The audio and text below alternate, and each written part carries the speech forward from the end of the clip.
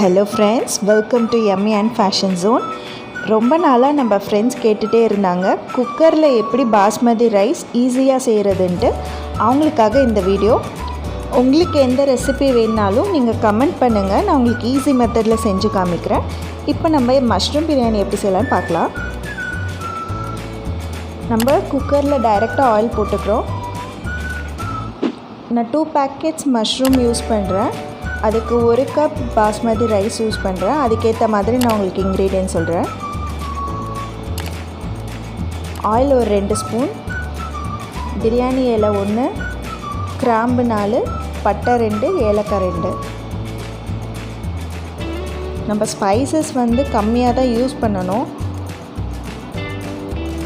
Onion பெரிய size onion 2 நல்லா லாங்காக ஸ்லைஸ் பண்ணிக்கலாம்.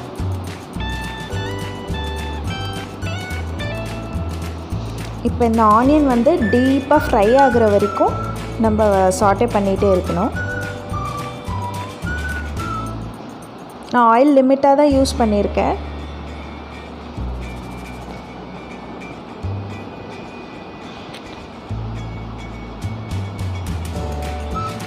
இப்போ நம்ம ஆனியன் நல்லா டீப்பாக ப்ரௌன் ஆகிடுச்சு.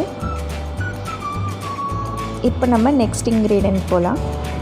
இது ginger garlic paste 1 spoon add பண்ணுறேன். இந்த பச்சை ஸ்மெல் போகிற வரைக்குமே நம்ம இதையும் குக் பண்ணணும்.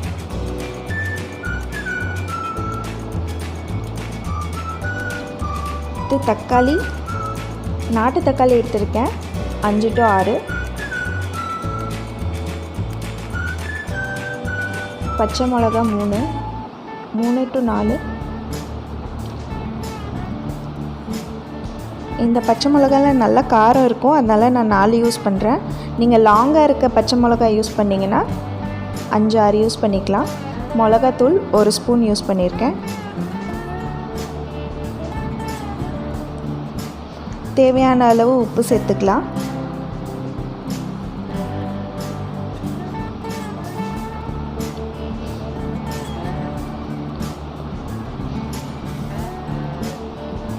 மஷ்ரூம் நீங்கள் எந்த ஷேப்லேயும் கட் பண்ணிக்கலாம், இல்லை 1/4 கூட போட்டு எந்த ஷேப்லேயும் கட் பண்ணிக்கலாம்.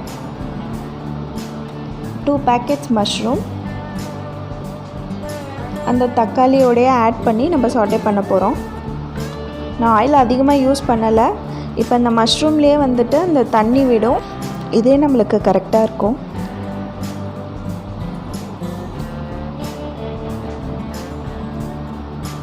ஃப்ளேம் அதிகமாக வச்சு நீங்கள் இது பண்ணலாம்.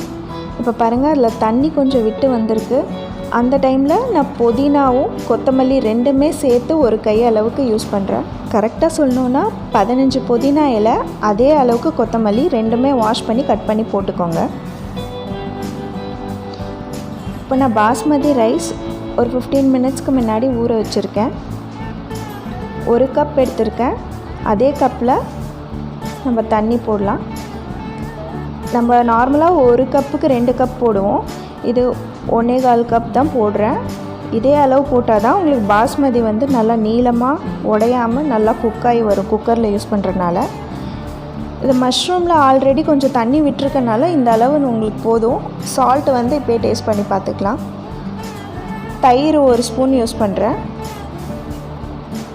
ஒரு பெரிய டேபிள் ஸ்பூன் அளவுக்கு 1 ஸ்பூன் யூஸ் பண்ணுறேன்.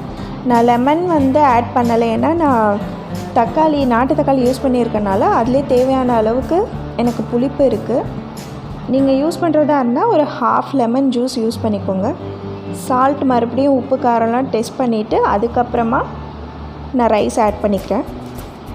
நம்ம ரைஸ் ஆட் பண்ணதுக்கப்புறம் எதுவும் மிக்ஸ் பண்ணி கிண்டாமல் இருக்கிறது நம்மளுக்கு நல்லது.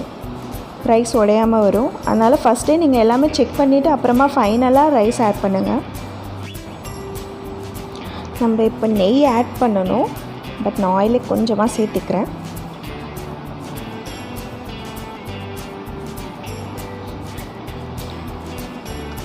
லைட்டாக அந்த கொதி வரும்போது இப்போ நம்ம குக்கர் க்ளோஸ் பண்ணிக்கலாம். அதுக்கும் முன்னாடி சால்ட் சரியாக இருக்கான்னு ஒரு தடவை செக் பண்ணிவிட்டு அப்புறமா நீங்கள் க்ளோஸ் பண்ணிக்கோங்க.